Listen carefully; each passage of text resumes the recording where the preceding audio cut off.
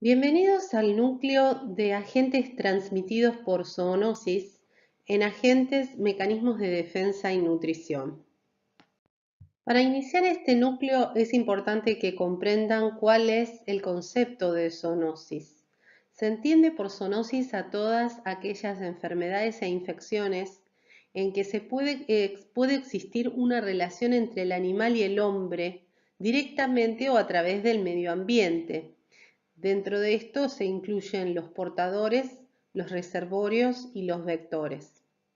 Existen 1.415 patógenos humanos documentados hasta la fecha, 61% de los cuales son zoonóticos. Este año sumamos un patógeno más. Tienen relación directa con las actividades de la salud pública veterinaria, todas estas enfermedades que vamos a abordar a lo largo de este núcleo.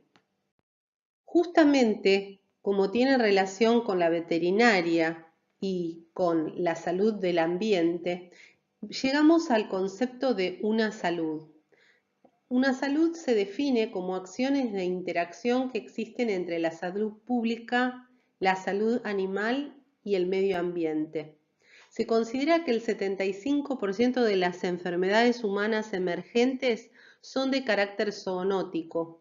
Por ello es que la FAO, la OIE, la OMS, con el apoyo de UNICEF y del Banco Mundial, recuperaron este concepto de una salud que contempla que los fenómenos de salud e enfermedad en interfaz humano-animal-ambiente se suceden en un contexto integrado y por lo tanto deben ser abordados de manera conjunta y multidisciplinaria. Solo para traer a colación un ejemplo de esta una salud, vemos cómo toda la humanidad está en periodo de pandemia afectada por un virus emergente cuyo origen se presume zoonótico a través de la ingesta de murciélagos. Un vivo ejemplo de que todos estos niveles de análisis que estamos interpretando están conectados de alguna forma. Si bien existen una cantidad enorme de enfermedades zoonóticas, vamos a enfocarnos en el estudio de aquellas que en general son enfermedades de notificación obligatoria. Por ejemplo, la brucelosis y la hidatidosis son enfermedades zoonóticas de notificación individual semanal ante caso sospechoso. Mientras que enfermedades como el carbunco cutáneo, el carbúnculo extracutáneo o anthrax, la fiebre hemorrágica argentina, el hantavirus, la leptospirosis, la citacosis, la rabia animal y la rabia humana son enfermedades de notificación individual inmediata ante casos sospechosos. En ellos centraremos la mayor parte de los contenidos de este núcleo.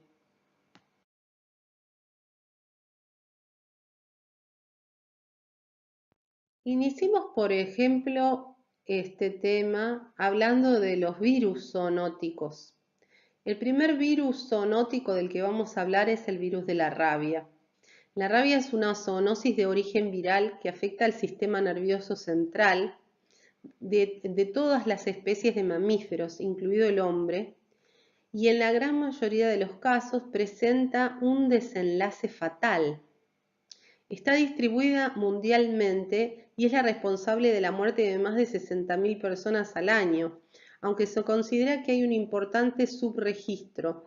La mayoría de los casos tiene lugar en África y Asia, con diferentes grados en el control en el resto del mundo. El virus de la rabia es un virus envuelto por una membrana lipídica y por lo tanto es lábil en condiciones ambientales. Es sensible a la mayoría de los antisépticos, en especial aquellos que reducen la tensión superficial del agua. Es un virus perteneciente a la familia Rhabdoviridae de género Lyssavirus. Contiene en su interior ARN monocatenario no segmentado de sentido negativo. Podríamos, a lo largo de la infección por virus de la rabia, detectar dos periodos. El primer periodo de rabia furiosa, que dura entre 2 y 10 días, y es la forma más frecuente en la que se presenta la enfermedad, con periodos de lucidez y periodos alternados de alucinaciones y afectación de, por último, el cerebro y muerte cardiorrespiratoria en el 100% de los casos. Y otra de las afectaciones que puede ocasionar es la rabia paralítica. Esta rabia paralítica se da muy poco, entre el 5 al 10% de los casos. Da parálisis difusa y progresiva, una rápida evolución al coma y a la muerte repentina.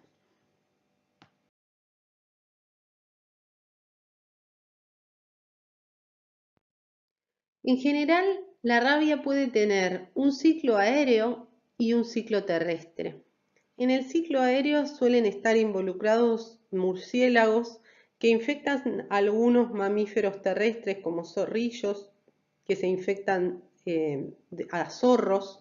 También pueden estar involucrados bovinos. El hombre ingresa dentro del ciclo terrestre a través de la mordedura de algunos animales domésticos, como son el perro o el gato, y a través del contacto con heces de murciélagos. En este cuadro podemos observar el procedimiento en caso de mordedura en la cara o en los miembros del paciente y el procedimiento a seguir preventivo si se desconoce si el animal posee la enfermedad. Siempre es importante evaluar la naturaleza del contacto, si hubo un contacto sin lesión, un contacto indirecto o ningún contacto, o si hay una lamedura de la piel o arañazos o erosiones, una mordedura leve en partes cubiertas de brazos, tronco o pierna, será otro procedimiento. Y la tercera condición podrá ocurrir cuando hay una lamedura de mucosas, una mordedura grave ya compuesta por mordeduras múltiples. En esa situación donde se da o en la cara, en la cabeza, en los dedos o en el cuello, la situación será más grave, ¿sí?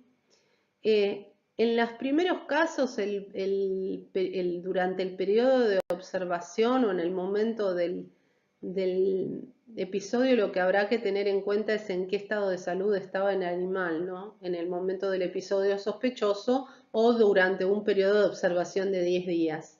Por ende, siempre la acción recomendada es buscar a ese animal para estudiar su salud y así tomar decisiones sobre el paciente.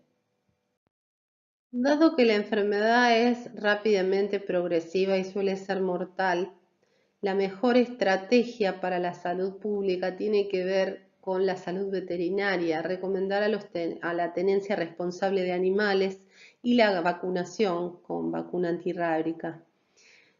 ¿Cómo fue la historia de la primera vacuna contra la rabia? En 1885, Louis Pasteur, por primera vez en la historia, generó una vacuna contra la rabia y se la administró a un niño, Joseph Meister.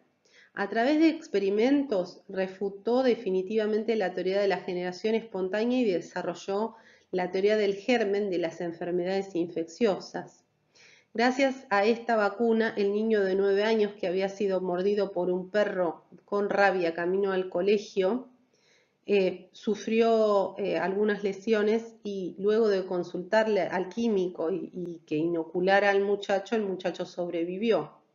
Esas inyecciones que Pasteur había estado aplicando a conejos y había logrado que se debilitara el virus luego de 10 días, le valieron haberle aplicado al niño salvarle la vida. La fama de la primera vacunación permitió por en marcha la creación del Instituto Louis Pasteur en Francia.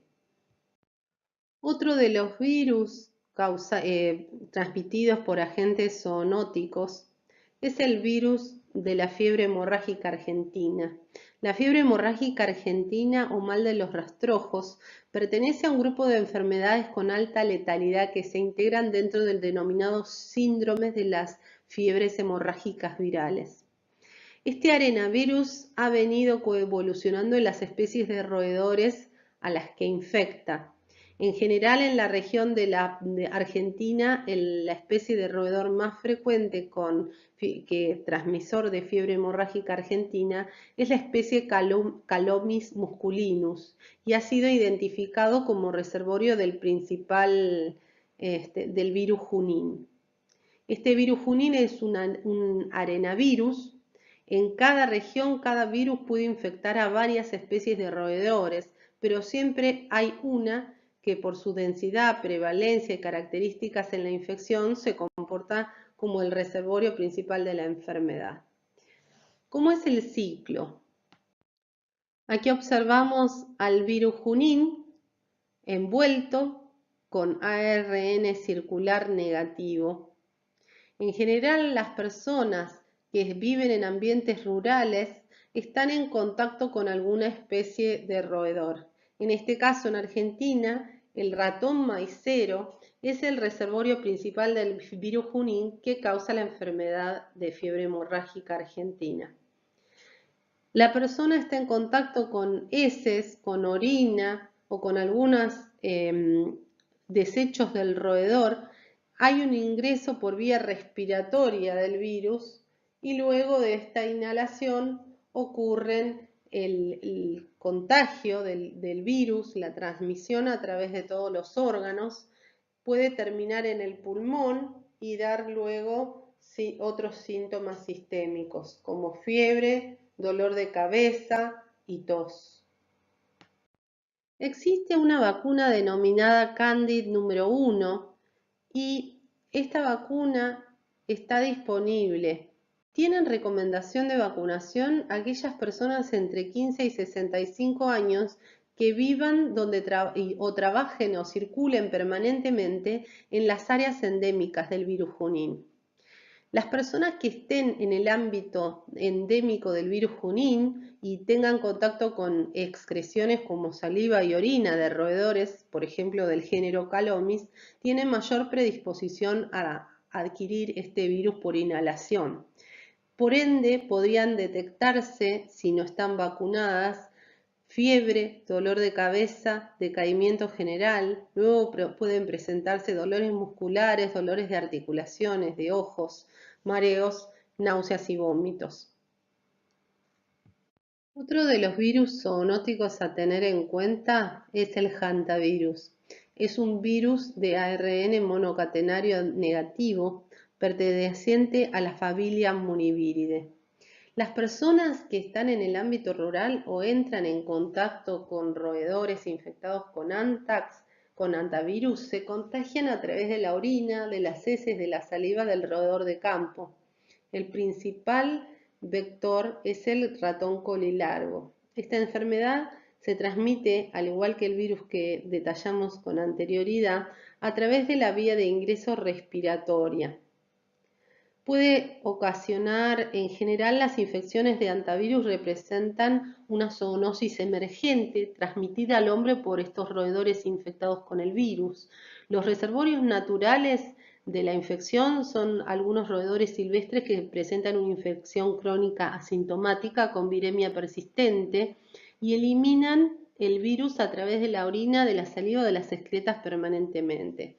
La persona que ha sido expuesta y ha inhalado este virus tiene en general fiebre, puede tener dificultad para respirar, puede haber tos, puede ocasionar una fiebre hemorrágica viral grave, a nivel intestinal, vómitos, dolor abdominal, fiebre hemorrágica de tipo renal, dolores musculares intensos.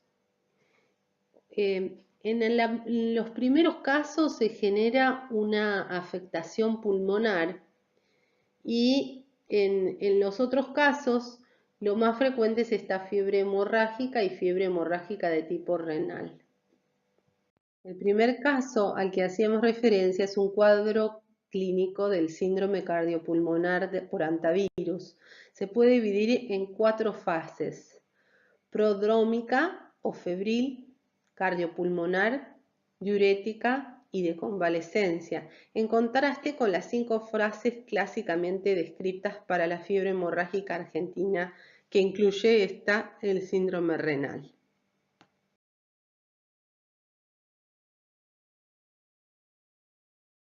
Para estas enfermedades zoonóticas transmitidas por roedores, como son el hantavirus y la leptospirosis, hay ciertas cosas que tienen que ser tomadas en cuenta al habitar en un ámbito local, urbano o rural. Entre ellas tienen que ver con la ventilación y el manejo de los residuos, también la disponibilidad de agua o de recipientes en el exterior de la casa, que poner periódicamente ratoneras o trampas para limitar el acceso de los roedores a los lugares donde las personas habitan. Otra de las cosas es cuidar los alimentos, ponerlos en recipientes para que no tengan contacto con los vectores de estas enfermedades. Entre ellas vamos a ver en común estas estrategias, tanto para prevenir las infecciones de algunos virus como el hantavirus, como infecciones de bacterias con leptospirosis, porque todas estas medidas tienden a delimitar la acción, la interacción entre el animal zoonótico, que es el roedor, y el ser humano. Bueno, ahora vamos a revisar algunas infecciones zoonóticas causadas por bacterias, muchas de ellas alertas de notificación obligatoria. La leptospirosis es causada por la especie de bacteria Leptospira. Existen especies patógenas y no patógenas de Leptospira, algunas de ellas saprófitas, que presentan similitudes y diferencias antigénicas características y que permiten diferenciarlas. Claramente, la interacción del hombre con algunos productos animales, como son la leche, puede traer la presencia de esta bacteria. ¿Cuándo se da la presencia en los productos de origen animal de esta bacteria? Cuando el ganado, tanto porcino como bovino, o los animales de campo o los animales domésticos, entraron en contacto con ratas. Ocurre una contaminación desde las ratas al suelo y la orina de las ratas puede tomar contacto con estos animales, transmitiendo la enfermedad al animal y los productos animales al hombre. ¿Cómo es la cadena epidemiológica de las bacterias Leptospira? Las bacterias espiroquetas finas, espiraliformes, de crecimiento lento en cultivo, son el agente causal de la leptospirosis. El reservorio para esas bacterias son los roedores, especialmente ratas, pero también pueden ser perros, animales de granja silvestres y el humano.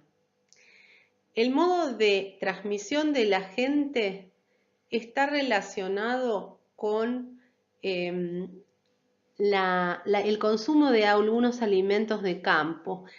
¿Cómo es la puerta de salida del agente? Desde estos animales, por zoonosis, sale la bacteria a través del aparato genitourinario. El modo de transmisión es por manipulación directa de secreciones o animales infectados o indirecta a través del agua, el aire o los alimentos. La vía de ingreso entonces es la piel y las mucosas y la susceptibilidad del huésped está dada porque estos individuos expuestos en contacto con agua o aire contaminado adquieran el agente. ¿Cómo se limita este ciclo de leptospirosis? El control de roedores, como decíamos anteriormente, es fundamental.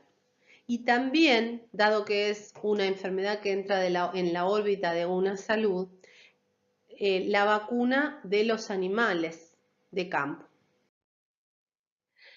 La leptospira se mantiene en la naturaleza por la infección renal crónica de animales portadores asintomáticos, que la van eliminando en su orina y contaminando así el medio ambiente. Los animales de cría, bovinos, ovinos, porcinos, equinos, caprinos y animales silvestres infectados son los reservorios de mayor importancia en las áreas rurales, mientras que los roedores y los perros lo son en las áreas urbanas en contacto con el hombre. Otra de las bacterias zoonóticas transmitidas por zoonosis es la brucela. Bruselas son cocobacilos negativos muy pequeños, aerobios estrictos no fermentadores. Necesitan medios complejos y una prolongada incubación para tener un crecimiento bueno in vitro. Este patógeno es intracelular y es resistente al efecto bactericida del suero y a la destrucción por fagocitosis. Existen varias especies de Brucela. Ahí tienen algunas citadas. ¿Cómo llega la brucela al hombre? Llega a través de los productos de campo, pero también puede llegar a través de la sangre, la orina, el semen o las secreciones vaginales o placentarias de fetos de dichos animales o de transfusiones sanguíneas. En la cadena epidemiológica de la brucelosis tenemos a su agente causal, la brucela. Como reservorio tenemos al ganado ovino, caprino, bovino, sunino, acánidos, equinos, etc. La puerta de salida de la gente desde estos reservorios hasta el ser humano es el aparato urogenital y urinario. También lo puede ser la placenta y la piel a través de heridas. El modo de transmisión de este agente es en forma directa o indirecta a través del aire. Puede ocurrir a través del consumo de lácteos o no pasteurizados. ¿Cuál es la puerta de entrada al nuevo huésped? Se da a través del sistema respiratorio, a través del digestivo por consumo de estos productos lácteos o a través de heridas. ¿Quiénes están más susceptibles de padecer brucelosis? Aquellos trabajadores rurales, personas que consumen lácteos sin tratar, pasteurizar u otros hospedadores. En el ciclo es conveniente vacunar preventivamente a los animales, hacer un seguimiento por serología de los mismos, desarrollar la pasteurización de los lácteos aptos para consumo humano, trabajar con equipos de protección en la interacción con estos animales de campo, como son guantes y barbijo. Se dan cuenta que es otro ejemplo de una salud, porque la forma en que el agente Brucela llega al ser humano es a través de estos animales, es una zoonosis por ese motivo, ¿no? En el ser humano la brucelosis se adquiere mediante el contacto directo con el microorganismo, como dijimos, exposición en un laboratorio, ingesta o consumo de estos alimentos o inhalación. La posible utilización de brucela como arma biológica en la exposición a esta bacteria tendría lugar por inhalación y supone un motivo de preocupación y futura pandemia. No, estamos bromeando. ¿Cuáles son los síntomas de la brucelosis? Entre ellos se pueden destacar el dolor de cabeza, los escalofríos, una inapetencia combinada con dolor abdominal y dolor de espalda, dolor de articulaciones. En general tenemos fatiga, fiebre y sudoración excesiva. La citacosis es otra de las zoonosis que vamos a estudiar. Es causada por la Chlamydophila psittaci, transmitida por las aves. El reservorio natural de esta especie es casi cualquier especie de ave y la enfermedad se ha denominado más corrientemente como ornitosis, que deriva de la palabra griega ornitos, ave. Otros animales como las ovejas, las vacas y las cabras, así como el ser humano, se pueden infectar. El microorganismo está presente en la sangre, los tejidos, en las heces, en las plumas de estos animales infectados y pueden ser enfermos o estar sanos. Por ende, hay algunas líneas de transmisión zoonótica probadas, como son desde las aves al ser humano y desde los animales de granja al ser humano. No tanto con otros animales que figuran en el esquema. Analizando la cadena epidemiológica de Chlamydophila psittaci, ella es el agente causal. Es una bacteria gram negativa intracelular obligada muy pequeña que atraviesa generalmente los filtros y pasa por formas infecciosas inactivas. ¿Cuál es el reservorio principal de esta bacteria? Las aves, animales de granja, equinos y el ser humano. La forma en que sale del reservorio es a través del sistema digestivo, del circulatorio y del músculo.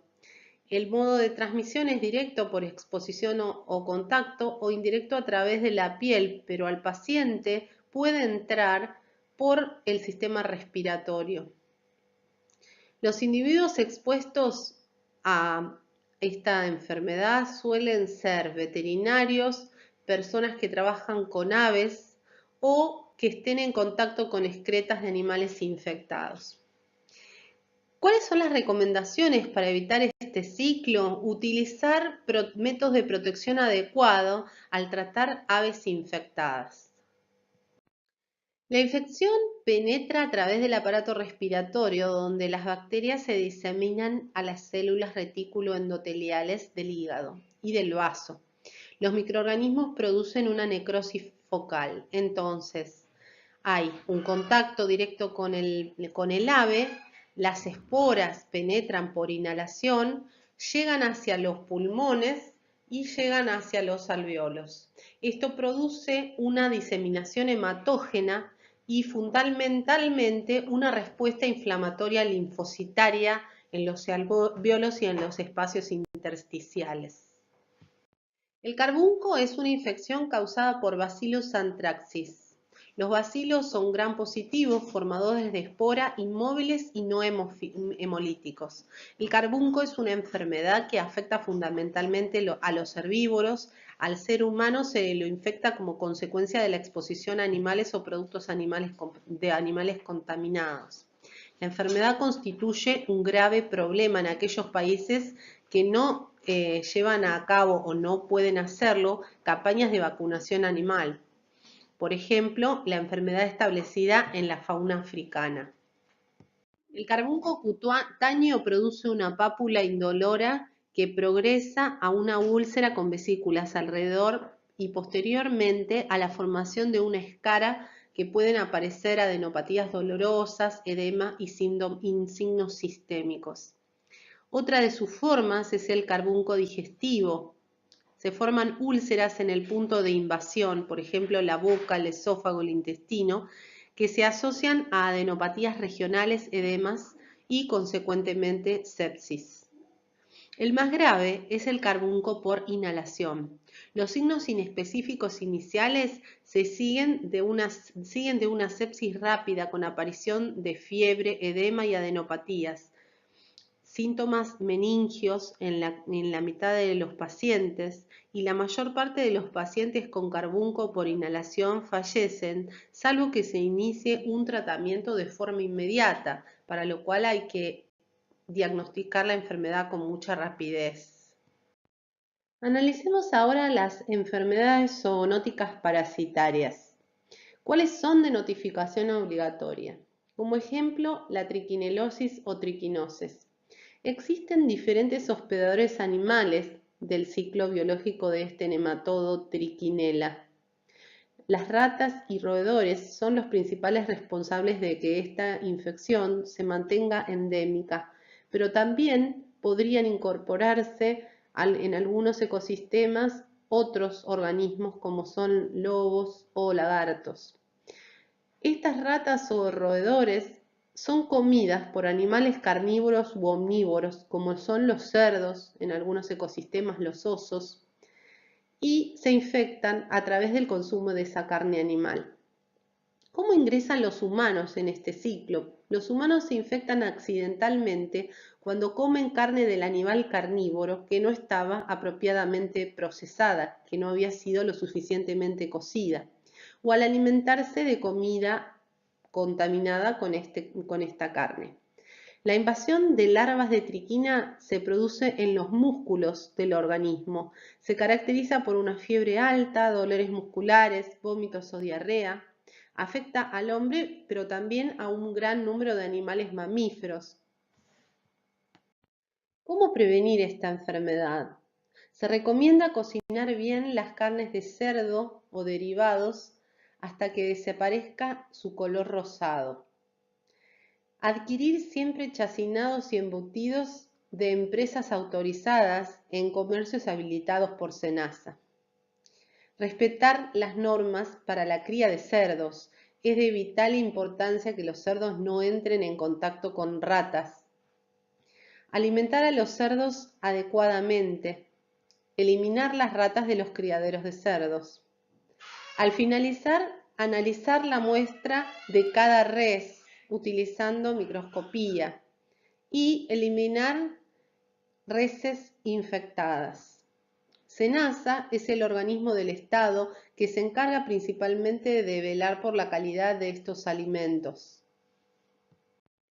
Otra de las enfermedades parasitarias zoonóticas de notificación obligatoria es la hidatidosis.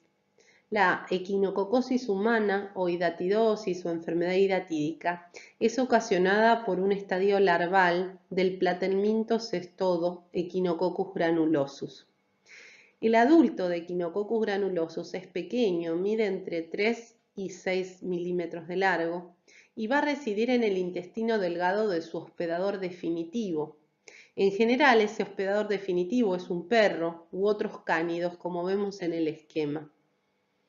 Los proglótidos grávidos de este adulto van liberando los huevos y esos huevos son excretados con las heces del animal.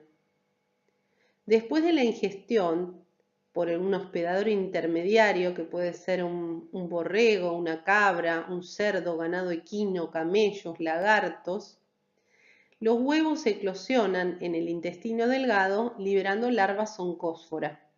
Estas larvas penetran activamente la pared intestinal y usan la sangre y el sistema circulatorio para migrar hacia varios órganos, especialmente el hígado y los pulmones del hospedador intermediario. La oncófora se desarrolla ahí, en el hígado o en los pulmones, en quiste hidatídico. El hospedador definitivo se infecta al ingerir los órganos que contienen los quistes del hospedador intermediario infectado. Después de la ingestión, los proboscólices se vaginan adhiriéndose a la mucosa intestinal y se desarrolla un estadio adulto aproximadamente entre 32 y 80 días luego de la ingestión. ¿Cómo ingresa el ser humano a este ciclo planteado entre cánidos y entre carnívoros y omnívoros? Ingresa cuando toma contacto con la materia fecal de perros o cuando toma contacto con tejidos de los omnívoros infectados. Analicemos nuevamente el ciclo entonces. Este ciclo transcurre entre la ingestión de un quiste que estaba en los órganos de un herbívoro por un carnívoro y la defecación del carnívoro que va a liberar huevos que van a ser ingeridos a su vez por los herbívoros. El hombre viene a intervenir en ese ciclo comiéndose la carne de alguno de estos omnívoros. En general, en el momento de la invasión, los huevos embrionados que han salido a las heces pueden ser ingeridos por el ser humano. De estos huevos embrionados nace una larva oncófora que eclosiona, penetra la pared intestinal y va a algunos órganos a formar quistes hidatídicos. Estos quistes hidatídicos, cuando se producen en hígado, resultan en un dolor abdominal, una masa de quistes en el área hepática y en la obstrucción potencial de los conductos biliares. Cuando la larva migra a los pulmones, se produce un dolor de pecho, una tos y hemoptisis. Puede haber una ruptura del quiste y en ese momento se produce fiebre, urticaria, eosinofilia, un shock anafiláctico, así como la diseminación del quiste. Además del hígado y los pulmones, pueden estar involucrados otros órganos, como son el cerebro, el hueso, el corazón, en otras de sus manifestaciones.